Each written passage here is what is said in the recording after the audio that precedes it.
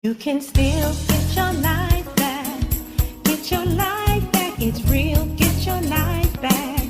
Get your life back. Hey, good afternoon, everybody. My name is Cheryl Howard. I'm a certified life purpose coach, a mental health professional, a empowerment and inspirational speaker, and I am a minister. Today, I did something earlier in my Single Woman of Purpose group, and I kind of wanted to get a little bit more detail into it, but I talked about boundaries. The reason why I did something in that group is because I have Saturdays as a self-care Saturday, and when we talk about self-care, I just want to bring this around a little bit. We talk about self-care and different things that we can do to care for ourselves so we can really be good for other people as well. So, but part of self-care, what some people forget to focus on is creating healthy boundaries, personal boundaries in our life, because believe it or not, it helps you to manage your life better. Things are smoother. It enhances your quality of life because you're setting limits, not only limits, also on the flip side of that, healthy boundaries where you may need to open up in some areas. And we'll get into that as well.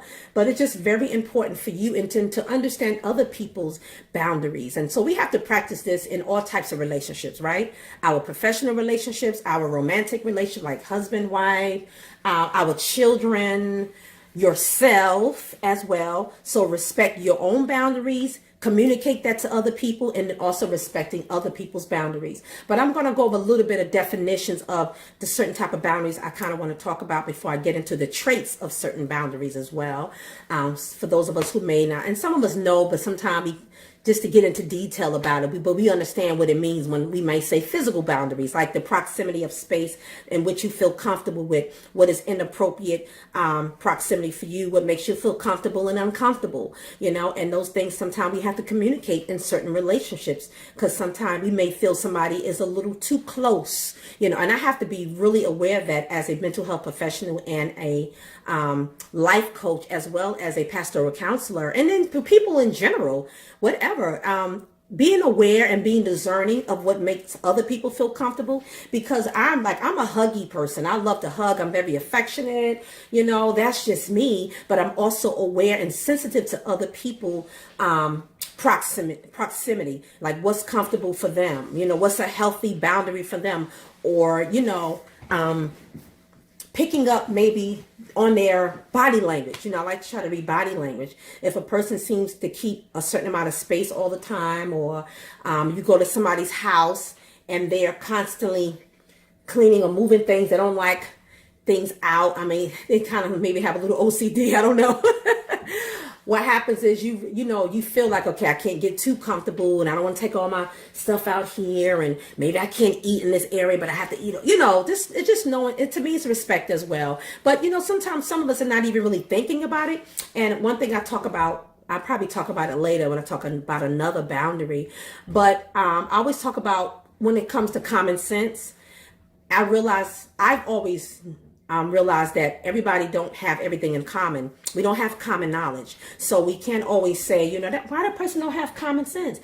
If you're not sensitive to other people's cultures, and when I say cultures, I don't only mean where they come from, like their nationality, or their family's background, but what culture, what context they live in.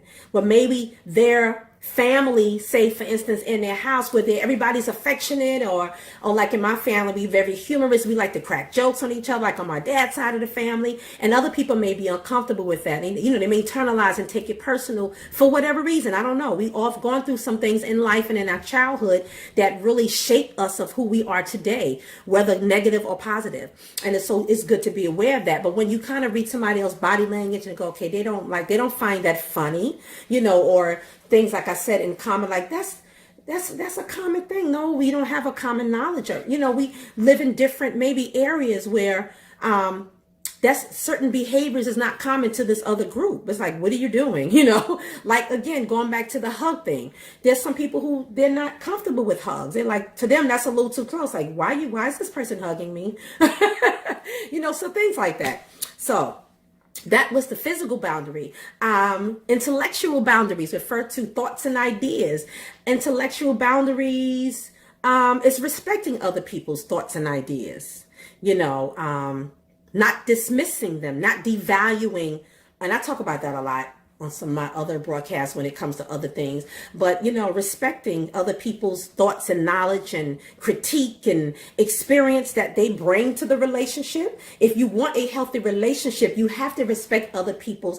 If you with somebody first of all, if you're with somebody and you don't value what they say, how can you be in a healthy relationship with somebody? You don't have to always agree, but if you don't take out time to listen, to hear them out and kind of think about it. Just because it's not the way you think or believe, it doesn't mean you should just be automatically close to it, if you know what I mean. Because they may be dropping some information that you need to listen to. And I always say, eat the meat and spit out the bones. So some things you may receive that may apply, and then some things may not apply. Or I say, don't always throw out what's the other saying. Don't throw out the baby with the bathwater, or you know what I mean? Because you may need some other information down the line. You may find yourself in a situation you haven't been in yet. But sometimes if someone says something to you, you remember it, it may come back to your remembrance at that time. Like, what, so-and-so said this. Or it may be a resource, information that you need. So don't always be dismissive of other people's things because it's not you. And you have to check yourself if that's your personality. Because you got to find out, why am I like that? Why do I only value what I say? Or are you battling with rejection? We have issues from our childhood. Rejection, you felt insignificant, for so long. So you feel like, I got to get my stuff out. I got to say what I got to say. But what happens is what you do is dismiss, and you do the same thing somebody did to you. You dismiss somebody else and you don't value what they had to say. And that's not a healthy relationship, because the other person is shut down and there'd be no communication. Now you have communication problems. So I'm trying to help you avoid these things. We are not perfect. Sometimes you're going to have mistakes, but do it again. Scene 2. Action, whatever. Let's do it again. So, and hopefully this is all part of personal growth. Let's just put it under personal growth as well. So that was intellectual boundaries, and not violating somebody else's intellectual boundaries. Emotional boundaries.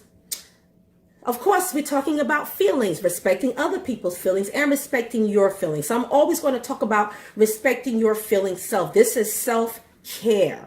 You have to value and care about yourself, and other people will do the same. That's also part of emotional boundaries. Also, emotional boundaries include limitations when you should share and not share information. I'm trying to give an example. And I think I have one. Let me see. I wrote an example down. Oh, emotional boundaries. As opposed to revealing everything to someone else. Okay, so we have to be mindful and careful and cautious not to overly share maybe a lot of your information for several reasons. For one, of course, me being a person who worked with a lot of people in counseling and coaching, I may share a testimonial about myself if I feel like it's going to help my client and they can relate to. However, I am very aware that, I can't share always too much information, because it may be if it's something that's really, really, it could be heavy, and it may make them feel even worse, because it's like, now they don't heard your stuff. It's like, boy, I'm already battling my own symptoms of trauma. Now I got more stuff. And then they end up becoming a counselor too. So the roles is flipped. They're switched, where now you're supposed to be helping that person. This don't only have to be that type of professional relationship. It could be like, again, with a loved one. But you don't give in too much stuff emotionally. You left that person with a lot of extra weight. And so now you created more problems for the individual. So be very careful of the emotional baggage that you drop on other people, and be aware of yours and what you can handle, because other people may do the same thing. And you know what? Communicate that to the individual. You'd be surprised when you learn how to communicate in an assertive fashion, where it's not coming out aggressive and out of anger, because because if it's a healthy relationship that you're trying to build, then you already know you don't want the person to feel like you're attacking or insulting them. But if they said or done something that made you feel some kind of way, that's negative, you're letting them know. And if they really care about you, they will listen. Even if they feel a little sting in the beginning, they'll think about that thing like, wow, I really didn't mean to hurt Cheryl's feelings. So I think next time I address it, I'm going to approach it a different way. That's maturity, and you doing the same thing. Like, I got to be careful how, or what I'm saying is don't receive everything and internalize it neither, because that's on the other side where that person's like, okay, I can't internalize everything. The person didn't mean it that way. They were just trying to explain, so growing does take work. But you want to put in the work when you love other people and you want to be in relationship with other people. And the thing I've been talking about lately is having a relationship with yourself, getting to know yourself, getting to know your boundaries and your space. In order for you to be in a good relationship, you have to know what those things are. And then you have to learn how to communicate them with other people, even with your children. I need mommy time now. I need daddy time right now. I got to take care of some things. But you know what? When you set up a structure, I'm going to talk about that later, about time boundaries. Very important. So I'm going to leave that for that. Okay, so emotional boundaries. We talked about that. Sometimes emotional boundaries include violating somebody else's feelings and thoughts, or feeling violated when someone criticizes and belittles and invalidate your feelings. That goes back to something we talked about before, but they don't validate your feelings. They invalidate your feeling, and they always criticize and they belittle. And that's not a healthy relationship to be in. So if someone is constantly doing that, you got to ask yourself, first of all, you have to have the self-love, good self-esteem, because when you have good love for yourself and self-love and self-esteem, you don't allow yourself to be an abusive, because that's abusive. That's emotional abuse, for you to stay in a relationship and someone constantly belittles you, dismisses you, do not value you at all. That is not healthy. And really, I was going to say, and still, you should communicate to the person that I believe that's rude. The way you said things, you really make me feel a certain way, whatever the case is. And some situations you say it and you leave, because if you have to tell a person that over and over again, I don't personally believe you should be with a person like that. Maybe they still need to grow, because then no one is going to change overnight. And sometimes you want to fix and change people overnight, but you know that this is constant for them. This is a behavior that they need to deal with. And there's other situations where they just need some awareness about it and communication and some growth. And you can work on those things and see what's workable. Work with me here. We can work together, because we all have things, so it's good to have an open dialogue and communication like that, where you can share things and they can share things and you don't take it personal and you work through stuff. That's ideal, right? Okay, so sexual boundaries. And because I am a believer in Christ's teachings, as a Christian, I can't condone sexual relations outside of marriage, but for husband and wives, creating healthy sexual boundaries. That just really entails respecting each other's boundaries, and respect what makes your spouse feel comfortable and what makes them feel uncomfortable. You're not going to be abusive and intimidating or manipulative to get that person to do what you want them to do. That's not really love at all. It's not about being selfish. Sexual relations is something that God created for husband and wife to be expressive of their passion and their love for each other. And so there's a mutual desire to please each other, not just yourself. You don't want to feel like you're being used or like you're a prostitute, whether you're male or female, in a marital relationship.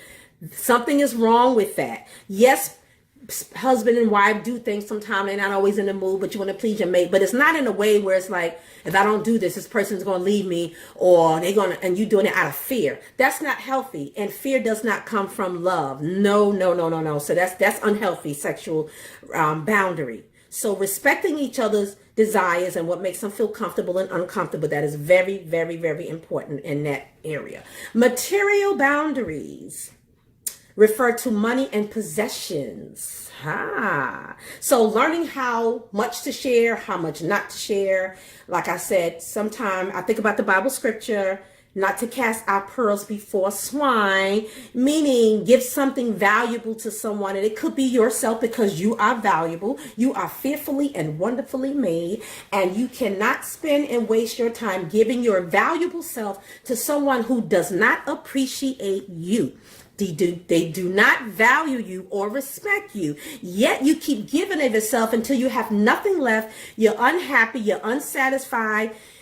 You feel worthless because you've given this person your power and everything, and you don't have nothing else left of you to give. And then you end up staying in a relationship because you feel powerless.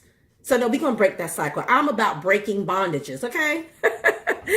My coaching practice is Get Your Life Back, inspirational coaching.